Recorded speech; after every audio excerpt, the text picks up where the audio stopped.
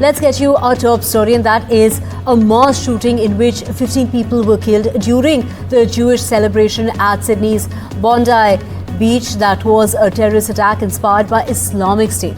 Australia's Federal Police Commissioner has gone on to say that the suspects were the father-son duo, aged 50 and 24. Authorities have said the older man was shot dead while his son was being treated at a hospital on Tuesday.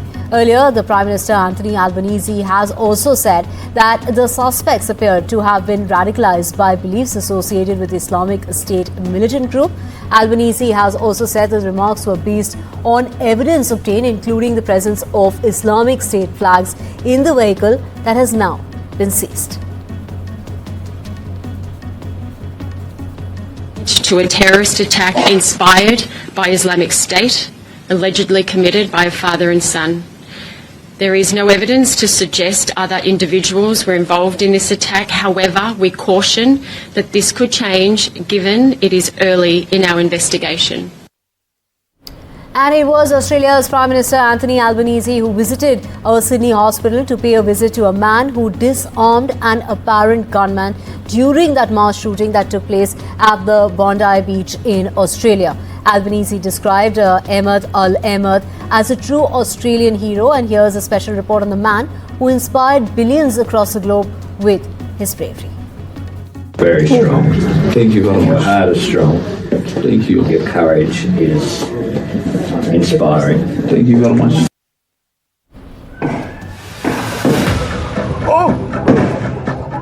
In the immediate aftermath of one of the most devastating mass shootings in Australia's modern history, a video rapidly circulating on social media showed a man charging from behind and restraining a gunman. A Sydney resident who disarmed a terrorist during a deadly attack at Australia's Bondi Beach. His name is Ahmed Al-Ahmed, now being hailed as a hero. Father of two, Ahmed hid behind parked cars before charging at one of the terrorists from behind, seizing his rifle and knocking him to the ground.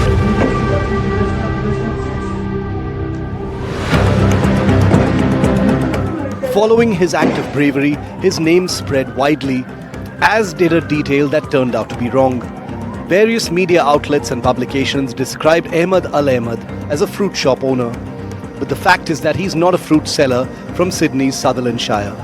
He is in fact the owner of a tobacco and specialty convenience store which he has operated since 2021.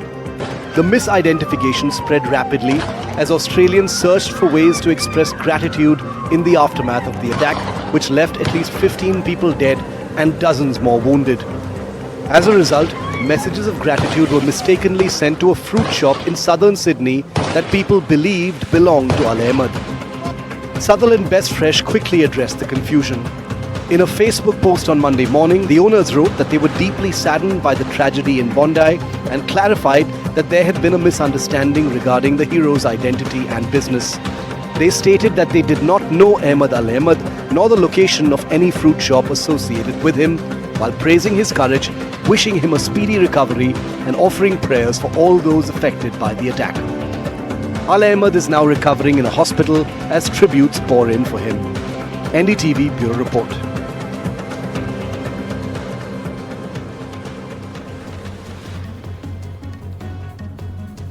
In other news, US President Donald Trump has filed a defamation lawsuit against the BBC, accusing the broadcaster of manipulating footage of his January 6, 2021 speech in a Panorama documentary.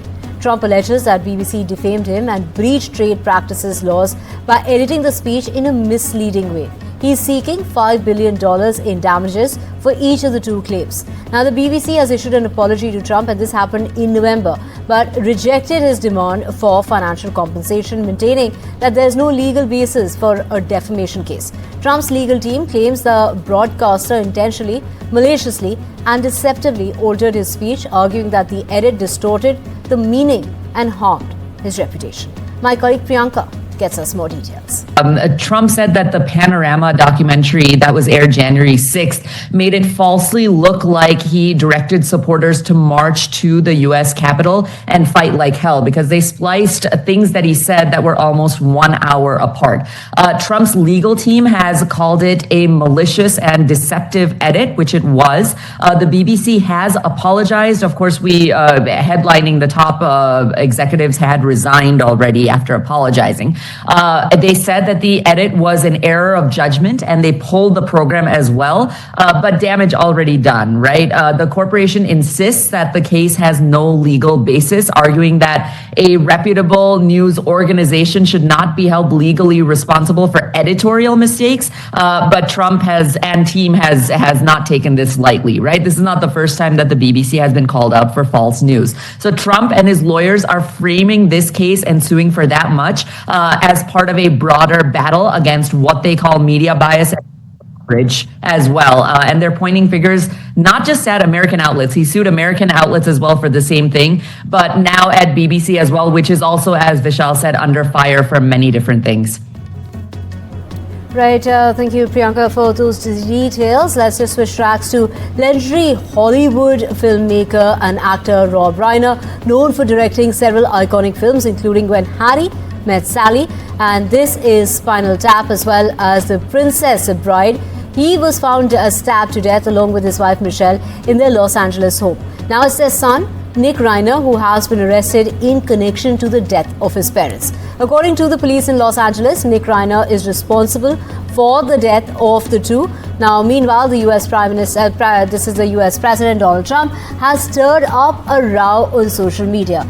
The President of the United States is saying that without evidence, the two reportedly died due to the anger he caused others. And this is what he's gone on to call Trump derangement syndrome. Reiner was a vocal critic of President Trump. We have our robbery homicide division handling the investigation. They worked throughout the night on this case and were able to take into custody Nick Reiner, a suspect in this case. He was subsequently booked for murder and is being held on $4 million bail. Well, I wasn't a fan of his at all. He was a deranged person as far as Trump is concerned. He said he knew it was false. In fact, it's the exact opposite, that I was a friend of Russia, controlled by Russia. You know, it was the Russia hoax. He was one of the people behind it. I think he hurt himself in career-wise. He became like a deranged person, Trump derangement syndrome. So I was not a fan of Rob Reiner at all in any way, shape, or form. I thought he was very bad for our country. Yeah. In other news, a suspected New Year's Eve terror plot by an extremist group has been foiled by federal authorities in the United States. The FBI said that it thwarted a credible and imminent terrorist threat, arresting 4 people accused of plotting coordinated bomb attacks across the Los Angeles area on New Year's Eve. It's the FBI Director Akash Patel who went on to say that the suspects were members of a radical offshoot of the Turtle Island Liberation Front, an extremist group described by authorities as a pro-Palestinian, anti-law enforcement and anti-government. Now, he also said that their arrest likely saved many lives.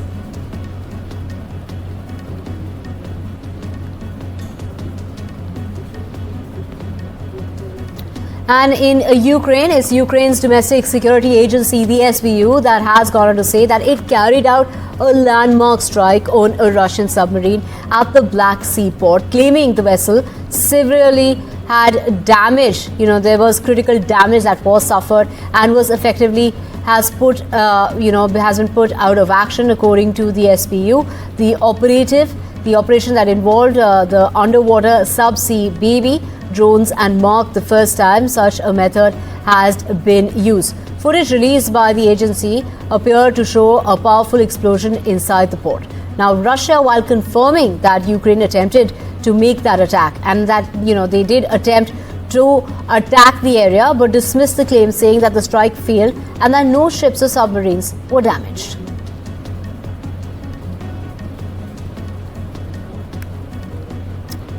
Let's get you more news, and this is Prime Minister Modi, who has addressed the India-Jordan Business Forum at Amman with Jordan's King Abdullah. saying that his visit to Jordan will boost bilateral linkages between the two nations. He arrived in Jordan for a 2-day visit on Monday, and the visit was part of a 3-country tour that will also take Prime Minister Modi to Ethiopia and to Oman this week. The police officers they were going door to door as far as Monday is concerned, seeking footage from home surveillance cameras as investigators have renewed a manhunt for the gunman who killed 2 students at the Brown University. The search for the suspect, which included posting new video footage of the possible shooter, resumed. Previously, authorities released a man they had detained over the weekend as a person of interest. The officials said that there were no credible threats to the community. The news that the gunman remained at large put the province back on the edge.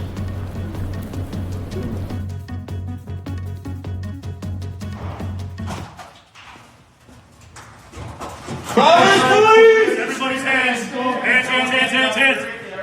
Hands. I see there's something going on. We're here to help you. Just listen to what we have to say, okay? All right, breathe. Anybody hurt? Let's go grab it now. Quickly. Go, quick, go. In orderly, fast. Let's go. Let's go. Good job.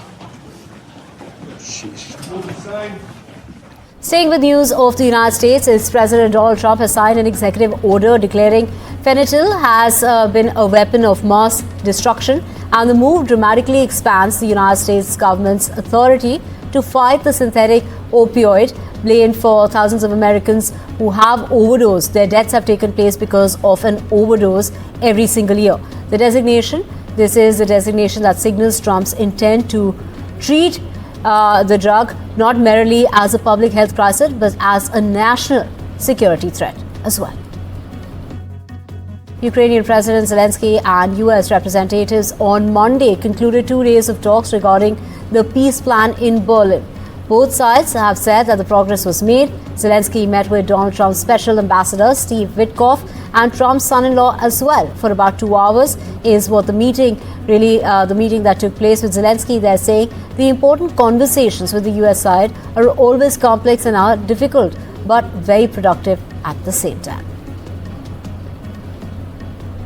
More than a dozen people were hurt when a San Francisco cable car abruptly stopped on Monday afternoon.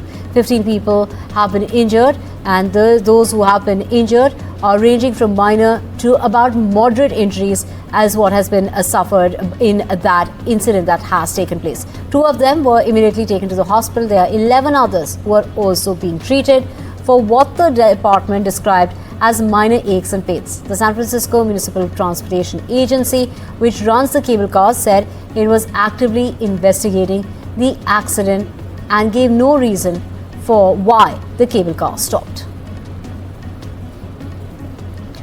Republican Senator Ted Cruz says that he wants restrictions on military flights approved before the government funding runs out at the end of next month. The announcement is to prevent another mid-air collision like the one over Washington, D.C. that killed 67 people in January. Section 373 needs to be stripped and the bill sent back to the House so that President Trump can sign into law and cement his legacy as a champion of aviation safety. In addition to stripping this language, Congress should enact the Bipartisan Rotor Act, which Senator Cantwell and I authored together. Our bill, which we're working to tee up for a vote before the full Senate, would require precise location transmission for all aircraft operating around D.C. airspace.